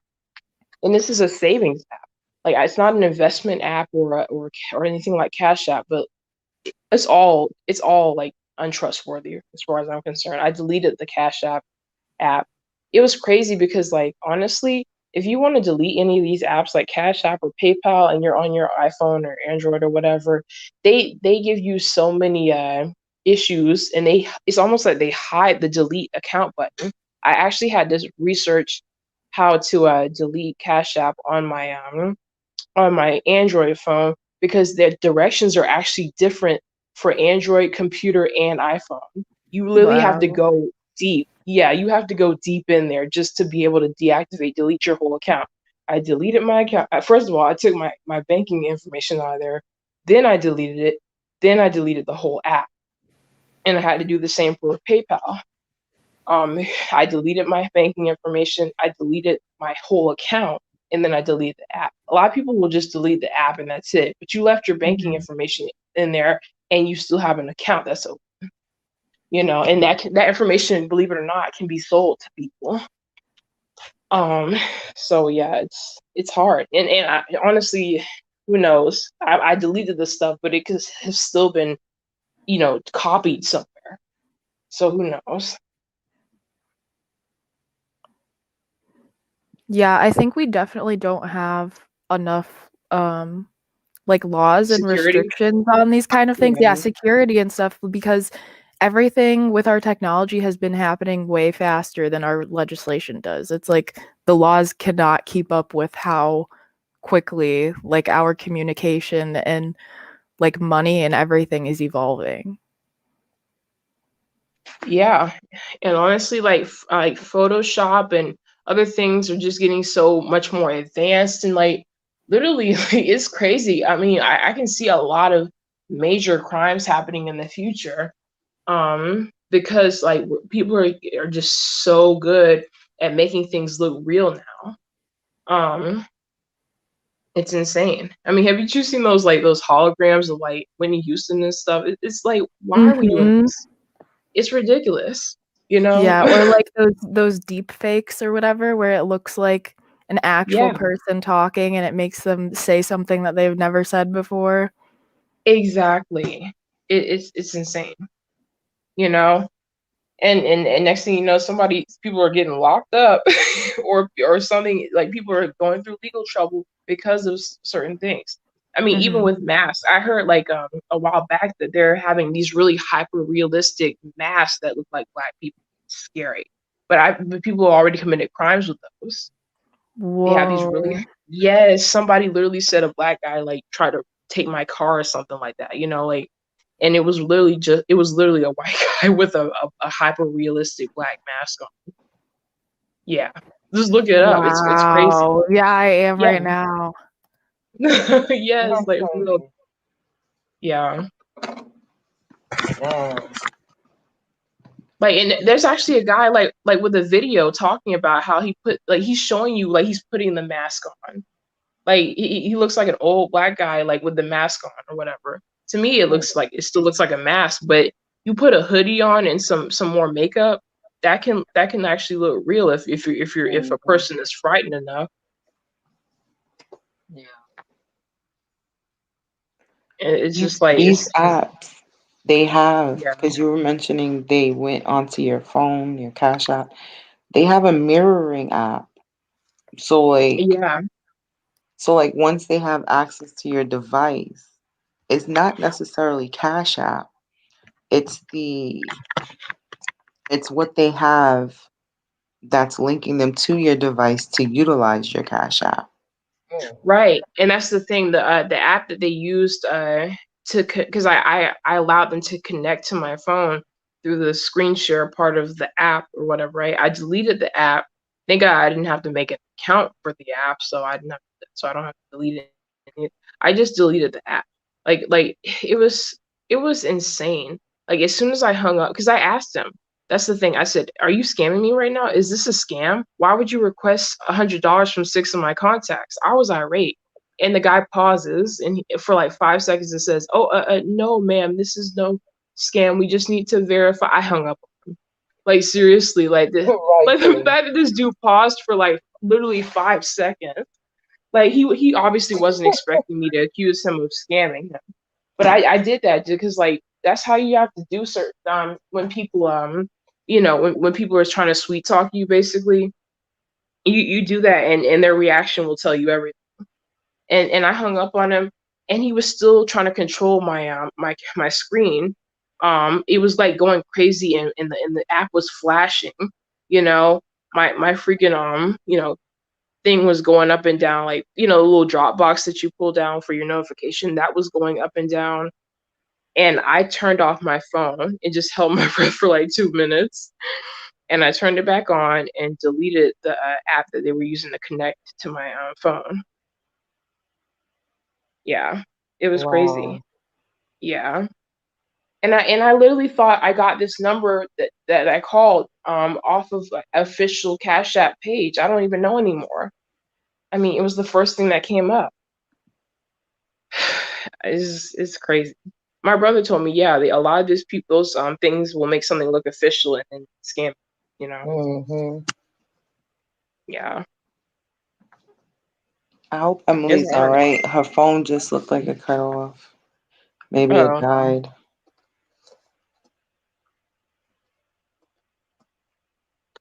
yeah. So it's Mm-mm. hard. They prey on people that are not well versed in certain technologies and stuff like that, and people that are I'll just be honest, people that aren't very you know they don't have a lot of money. Those are the main people that get preyed on, because I always hear about somebody who's in college or somebody who just doesn't have a whole lot of money that is barely considered middle class that gets scammed, you know. No, And I yeah, don't think it's like I don't think it's really a class thing. I think it's just you get scammed, you get scammed. yeah, Mm-hmm. Because they're getting like kind of like when everything else gets upgraded in this world, even just simple Windows 10, Windows 11. It's like the scammers are upgrading. It's Oh like oh yeah. everything. yeah. They're during faster. COVID is where during COVID is where people were the most vulnerable, and that's where a lot of people got hit. Like people have been making videos and PSAs on social media about all these different types of scams and the way that they're happening, and people are doing them because like they really hit us when we were the most vulnerable. Like when people would literally contact you and like act like they're offering you a job or something, because they know that it's almost like they know that we've lost our you know Mm-mm. yeah, it's crazy. It's like these are times where people are also supposed to be helpful. So I'm sure they're getting a lot of people who are just being more trustworthy, thinking like, oh, these people are reaching out for helpful purposes. Mm-hmm. But people are scamming at an all-time high during these times. It's like they're Especially. abusing the vulnerability of a lot of people.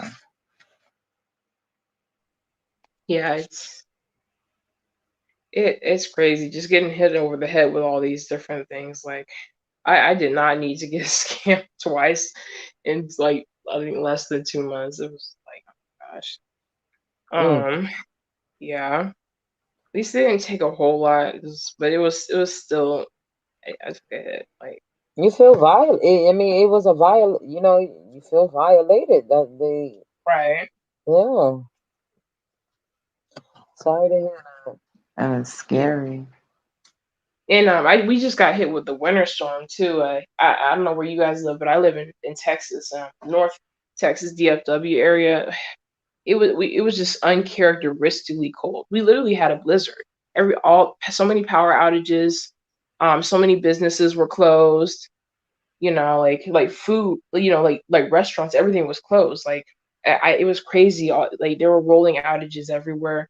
I live on the 17th floor of my housing building, and the elevators went out for a whole week. Mm. I had I had to walk all the way down, up and down the stairs twice a day so I could go to the dining hall to eat. I limited it to twice a day because well, that's all I mean, that's really all I could do. And I usually eat twice a day anyway. And it was super inconvenient because I usually like to take multiple meals to go so I don't have to go anywhere. So I'm always busy. But the thing is, they wouldn't let us take more than one meal. They were rationing the heck out of everything. That's crazy. Um, yeah. And so if you lived in this building that I live in, or the adjacent building that's taller, actually, you would be kind of unlucky having to go up and down the stairs. Mm. Yeah. And it was bad. Like the winter storm, it was crazy. Like it was 1 degree. You just like in a matter of days, just like there was snow everywhere. Like I don't even know why that happened. Because honestly, like Texas doesn't experience winters like that. Well, we haven't in several years actually. I think the last time it was that cold was when the first couple years I was out here. Like the first winter I came here when I was 12, it was super cold, but it wasn't even like blizzard cold. Like it was, I just don't even know. So that was pretty bad. It's like everything so far since Corona started and to now has been a huge inconvenience. And just a huge inconvenience or just a detriment to everybody's like physical and mental health.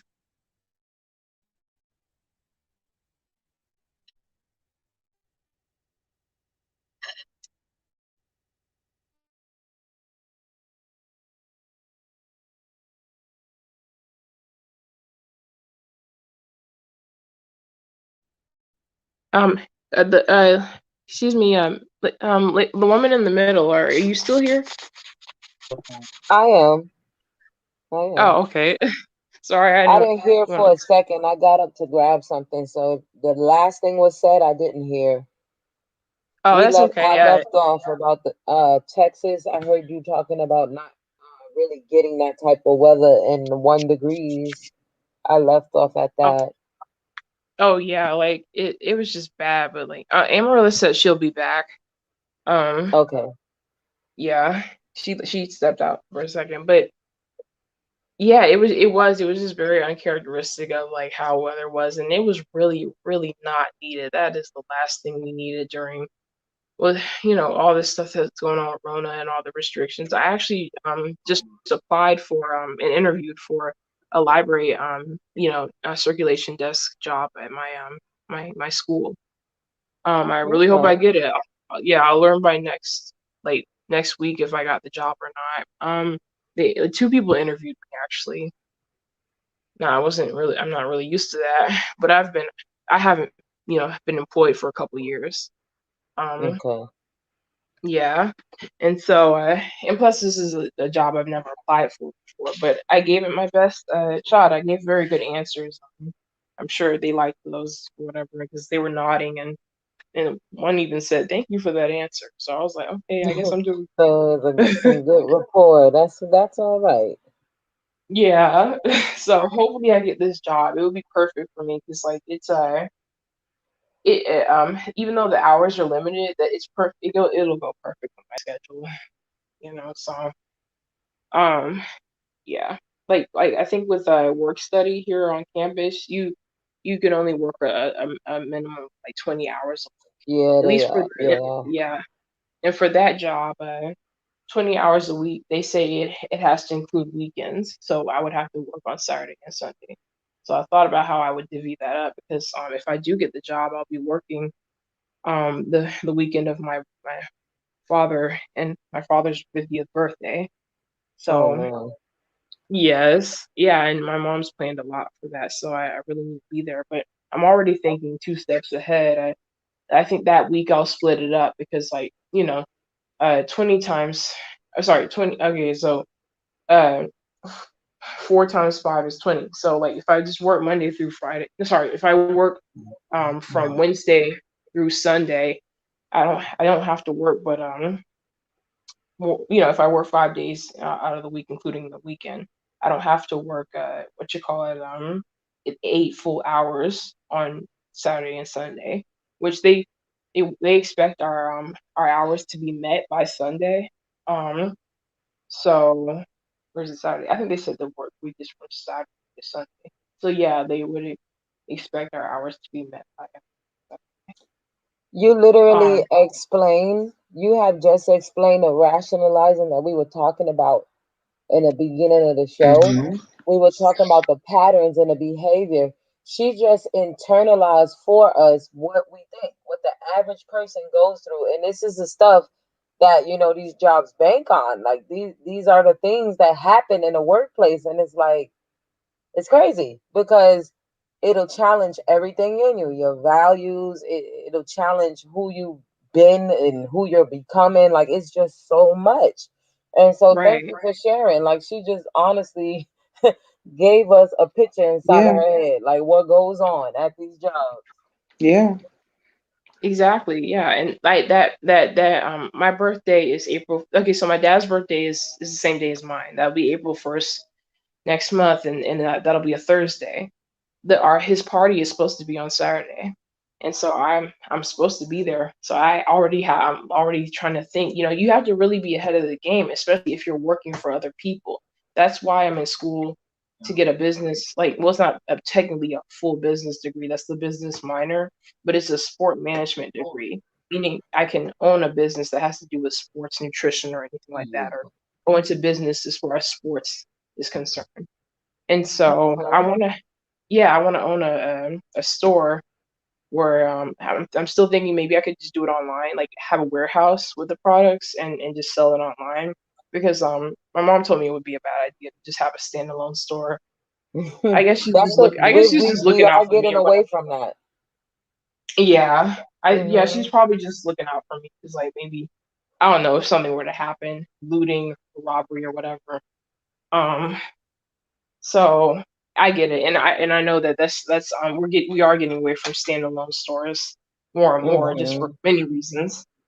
And so yeah, and well, my the job I want to because I want to go into this personal trainer program, so I can start. Hmm. I have to get yeah, so I can start working as a personal trainer and save and get enough capital for my to start my business. So especially once I graduate, you know um this accounting class I'm taking is beating me over the head. It's stressful. And so because I've never been good with the kind of math that you would like. Okay, like geometry, trigonometry. Well, actually, no, algebra. I've never been good at algebra. Now, geometry is better, but like accounting is different. It's different, and it's not as hard to me as algebra because it's closely like has to do with money. When you get into all the different equations, charts, and stuff, to me, it's kind of like statistics. Um, from what I was looking at, like when I was in community college, and so they have an accounting lab that you can go to. It's still super like tough, but yeah, I want to become a personal trainer and just build from there. Those are my two things I really want to do. I just want to be a personal trainer, and I want to have a business where I sell things for people who are athletic or people who are actual athletes, or people who just want to better their health. such as like things like I don't know, vegan protein powder, for example. Stuff that has like really good quality ingredients in it. Maybe like drinks that are healthy. Just snacks and other things that you would find in the store that's almost like a vitamin store or a Sprouts or something. Whole Foods, stuff like that. But it's specifically tailored to things like it's specifically tailored to dietary needs. Like I have quite a few dietary needs and restrictions. I have a potassium deficiency, so I have to eat a high potassium diet. I know a lot about like dietary restrictions and things that are needed in a diet because you don't have enough of it naturally, like iron deficiencies. I have people in my family with that. And it's just so there's something I'm kind of close to, basically. These things are very real in communities of people of color. A lot of these things go undiagnosed because it's not something we still don't understand. I mean, it is something, we still don't understand, and different healthcare and insurance issues that, relate to the factor as well. So that's interesting thing. Yeah. I It got it. is. You'll be surprised how many people in the Black community have issues like, okay, obviously there are a lot of people that are diabetic in the Black community. I still have to get a test to make sure I'm not diabetic because last year, like in January, I the my one of my doctors said your blood sugar levels are in the range of diabetes, and I said Hmm. what? And yeah, they said that, and so I said, well, when did this happen? They said, well, you didn't get it from us. It was your primary care physician. And so I'm like, when did I get tested for diabetes? And they said it was basically just like it was a general test, but they found out my blood sugar was super high. So Hmm. I was set to get another, like a definitive test, but I still haven't gotten it done. But I was also significantly like heavier when this was said, and I lost the weight. And so I really haven't been to a doctor since January of last year. Hmm. So I still need to. There are things like going on, like as far as my reproductive health that I need to get checked out, and I need to find out Hmm. definitively if I have some type of Okay. diabetes. Um, and that's very important for a lot of women to especially Black women to do because I saw some studies that said that we a lot of us do tend to have what you call it certain reproductive issues. I'm not trying to like quote anything specifically, but I think a lot of us are higher in certain things that have to do with like fibroids and PCOS and all that. Oh And they yeah, said, yeah. That's yeah, that's that's true. yeah. And so, and also, I mean, my mother just got surgery because she had to take out a ton of fibroids. They were literally going to kill her. And that caused me a lot of stress last year because I my mom had to have surgery. When she first got tested, they said that there were only a few of them and they weren't not supposed to grow, not likely to grow. A year later, they're knocking her organs around, because there's so many and they're so big, and so she would have died like if this had gone on any longer. So she had to get the surgery, and they're gone now. They did I don't know if it was, I forgot like what it's specifically called. It's called like a partial hysterectomy or whatever, basically. Or is it like, okay, so basically what they did was they took everything except her ovaries.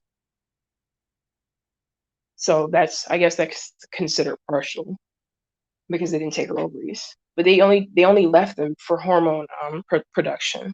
She still needs that. Um, and people have said that even though they can do that surgery and leave your ovaries, there's nothing preventing your ovaries from getting cysts on them as well and causing some kind of cancer, ovarian cancer. But they weren't affected by the fibroids, so they were left. And I also here's a little tidbit, but coffee, like for you heavy coffee drinkers and your women, you might want to cut back because what coffee does is it overproduces estrogen, which is a direct cause of fibroids and what you call it, reproductive issues such as PCOS. The overproduction of estrogen is a thing, and it's caused by caffeinated drinks, especially coffee. And there's also a hormone called progesterone that is that affects your reproductive health as well. And so it's hard. Like my mom like it loves coffee. She's a huge coffee drinker. I know a lot of women in my family and my friends who drink a cup of coffee every morning. And it's not good. You have to like limit that kind of thing. Because like women in general have to like watch what they eat and what they consume because it can affect your reproductive health um way easier than anything else actually in your body. Mm. Yeah, we're just super sensitive that way, and a lot of Black women are subject to a lot of fertility. No, I shouldn't say fertility. Just stuff that is going on with her. Because like honestly, like reproductive issues run in my family, and a lot of families I knew growing up. Growing up, my grandmother carried my mother. Well, while she was pregnant, she carried my mother with fibroids, which was Mm. scary. Yeah, you can actually carry a child and have those things in. So I so I've made it my business knowing that my mom and my grandmother and other various women in my family who've had reproductive issues, I watch what I eat, and I know I need to like stay on top of going to the doctor and getting checked up on. And honestly, I'm contemplating not like getting birth control anymore because I got birth control for the first time when I was how old was I don't remember, but it was like 2017. It's actually time for this implant to come out. Um, and it's an Nexplanon. It's the one in your arm. Like honestly, when people ask me why I got it, because I actually wasn't sexually active until like last year when the implant expired. But like yeah, I was a virgin up until like 23 years old, and so people always say, well, why did you even get it? Like you were literally like 19 when you got it. I was like, because I didn't want my period. Um, like the thing is, like I volunteered for a couple semesters for a program that teaches disabled kids how to swim. So I knew I couldn't miss those times. And I also volunteered for a bunch of other things too that I just didn't I felt like my period would get in the way. Um it's like I can't wear a pad or a tampon in the pool. It just doesn't feel sanitary to me. Um so I did that.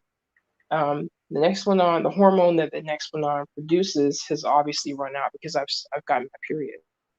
Um, and I've been having it consistently for months. And so, yeah, like you got to just take care of your like your. But I've heard that a lot of birth controls. Oh, sorry, but Okay. I'll just say I'll just say this and I'll like be done. But a lot of birth controls I'm hearing are being actually recalled, or people are, saying that they're not as effective or not as safe as they should be, or as they've been claimed to be now.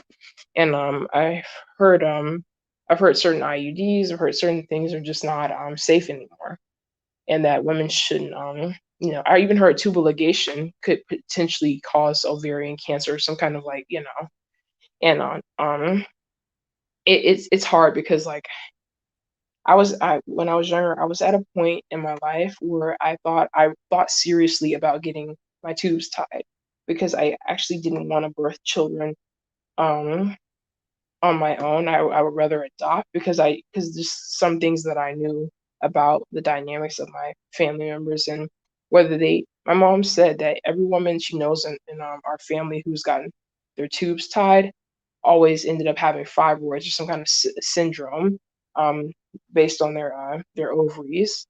And every woman um, that has had a kid still had issues with their you know stuff too. And the thing about fibroids is so unfortunate, but anyone who's had them or PCOS knows that you look pregnant even if you're not.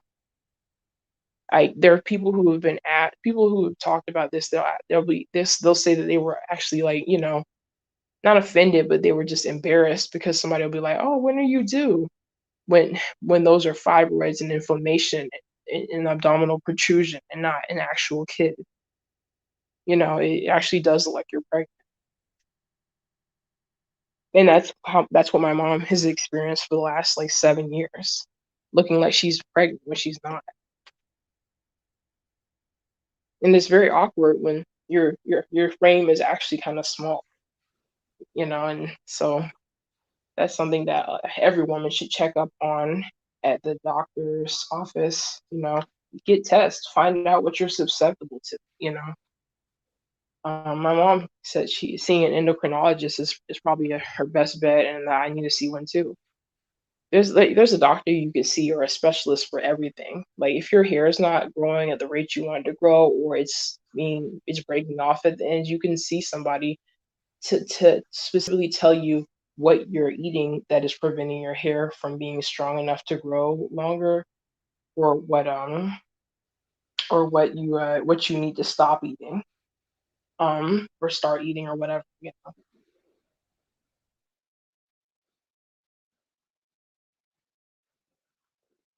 Thank you for sharing everything, Thank you. because there's a lot of stuff I didn't even realize. Also, what you said about preventing a period from coming, with putting that. First of all, I never even heard of what you were discussing, and I didn't even know that long a time was possible. Can you tell me, did that affect your body in any way when you got it taken out, or did you get it taken out? No, actually, I need to get it taken out now. Like it's been past due for a few months. Like basically, Nexplanon, which looks like a rice grain, it's inserted into your arm, whatever arm you choose. I chose my left arm because I don't. I use my right arm a lot, so I don't want to like feel that in there. But Mhm. honestly, I don't feel it in my left arm unless I press on it. That's how I know it's there. I've been seeing ever since I got it. I've been seeing so many commercials that say if you can't feel the thing in your arm anymore, you need to contact the people who put it in immediately, and because you could be in danger of having infertility issues and all this other stuff. I found out about all the side effects after. The thing is, I wasn't even supposed to get Nexplanon. I hadn't done any research on it, and I didn't know anything about it. What I was originally supposed to get was an actual IUD, which is an implant that goes in your uterus. And so it's gonna be a little uncomfortable to say, but I mean, we're all women here, so it's fine. But when I went to get the IUD, the woman tried to put it in me, the gynecologist, and she couldn't. Yeah, so she comes back up and she's like, "Oh, so are you a virgin?" And I'm like, "Yeah." And she said, "Okay, you're too narrow for me to put that in there. So here's what we're gonna do. We're gonna get you the Nexplanon, and if you want an IUD, come back when you're sexually active." Yeah. So that's what she said, basically. So she said my vaginal cavity or whatever, my wall was too narrow for them to even put the implant. Yeah, Wow. and it's great. Yeah, and what's and I went through all that. I paid the fee and everything, but they didn't let me leave without actually me getting a something, because I actually paid for it. It's almost $200, but they said, okay, we're just gonna give you the next one.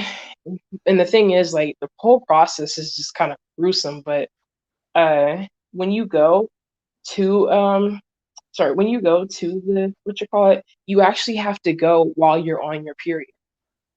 Yeah, as soon as you get your period, you have to go and get this thing put in you.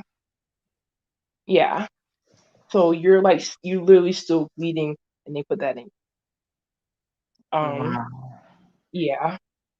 And like, so I felt so gross because like, well, a lot of women feel gross on their period, right? But I'm literally like I'm using little feminine wipes like all day, just so I don't smell like blood or whatever when I get to the lady.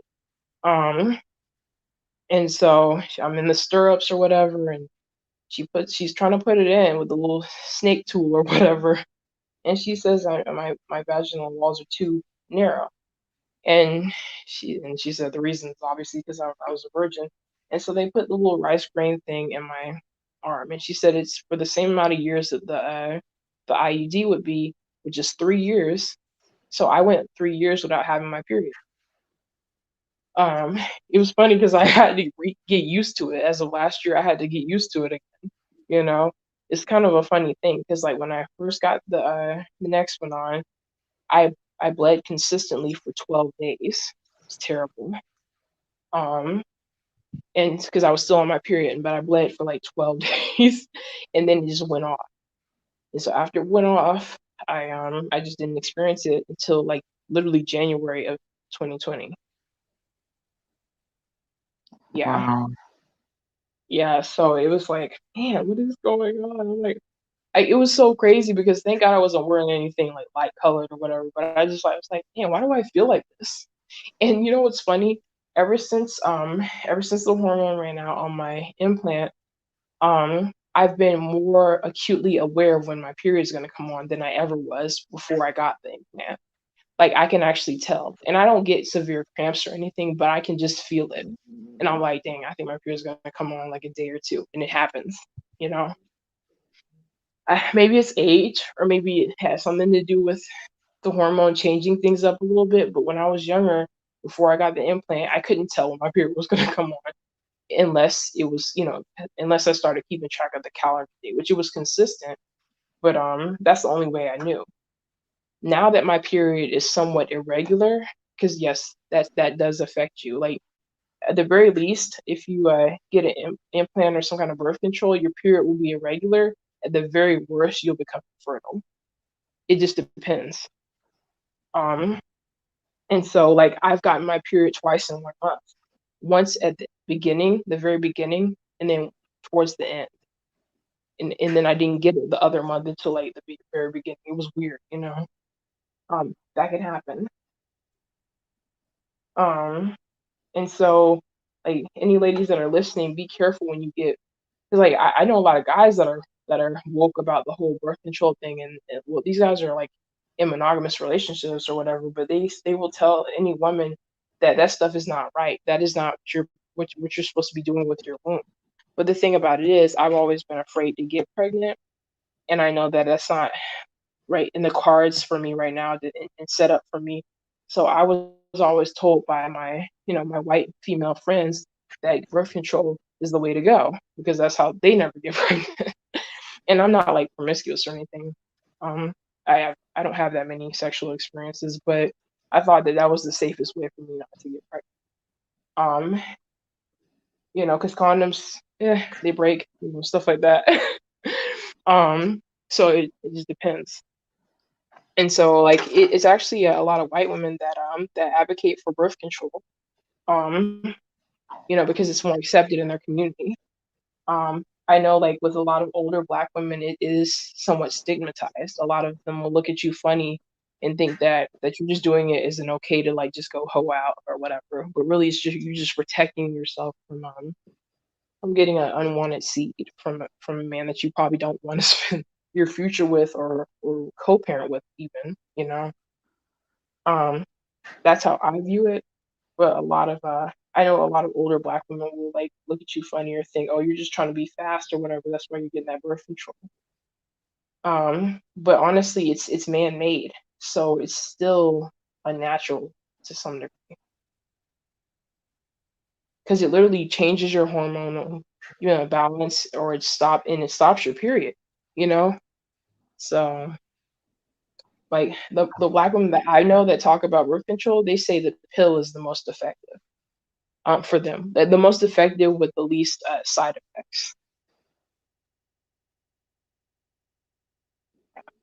So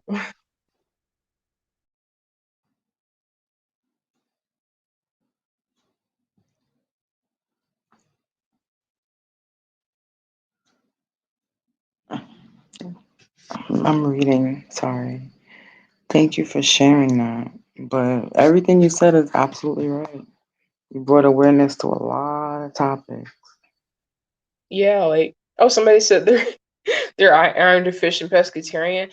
Yeah, being a pescatarian is a good way to like boost your iron levels. Salmon has everything in it. It is a superfood. It has omega 3s. It has the B vitamin. It has the iron. It has everything. Protein, all that. Fish oil pills, like you just get those. They're good for everything. They're good for your skin. Cod liver pills. Um, they're good for your skin, hair, and nails. Biotin as well. Like, hold on.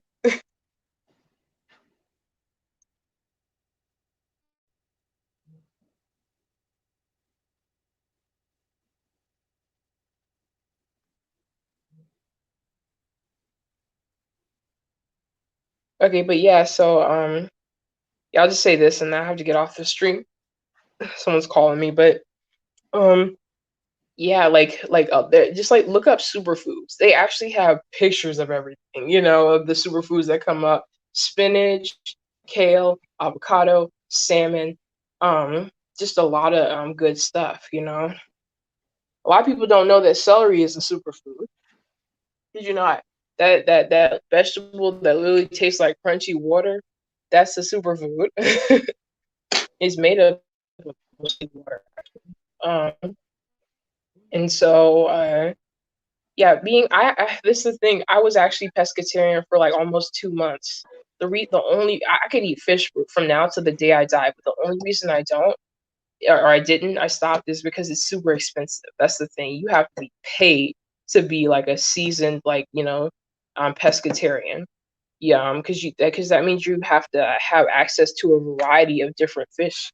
Because the thing is, it's easy to get mercury poisoning from eating certain types of fish. If you're always eating oysters, just like always eating oysters, or always eating mackerel, like king mackerel, and other stuff like that, certain tunas as well. Like it depends on the tuna, but all those fish right there, they have a lot of mercury in them, and you can get mercury poisoning. I actually read some kind of article that said Janelle Monáe used to be pescatarian and then she got mercury poisoning. Ella May, the singer, is pescatarian currently. Um, and so there's a lot of what I noticed is there's a lot of what you call it, celebrities, especially black celebrities that identify as pescatarian or have done the pescatarian diet for a while. Um, and so I thought that was pretty cool when I found out Ella May was pescatarian, but you have to keep it up and you have to stay away from certain things. You really actually have to have a variety of different fish. I wanted to be pescatarian with the exception of all the bottom feeders, which honestly, there are a lot of bottom feeders in the seafood range. Crabs, shrimp, and lobster are considered bottom feeders, and they have the most dirt and bacteria in them. And that's one of the things a lot of people like to eat the most, like, at seafood joints and stuff like that. But those things technically eat poop along and other dirt and debris along the seafloor. I'm good with not eating crab and lobster, but shrimp, I love shrimp too much. um, but yeah, it's expensive. That's the main issue. Is it's super expensive. So catfish is also a bottom feeder actually. Tilapia, pretty sure it's man-made. So you got to be, salmon. They put dyes in the salmon. So the darker the pigment of the salmon is, it's more likely they put dye in it. If it looks like a kind of a bright pinkish orange, pale pink orange or whatever, then there's less dye in it. But if it looks almost red, they put a lot of dye in it to make it look healthy. Yeah, and more appetizing. But yeah, I'll go ahead and get off because somebody's calling me. Have a good one though, Amaryllis, and everyone else. I mean, yeah. Thank you. Thank you Okay, so much for all the information. no problem. Okay, have a good night.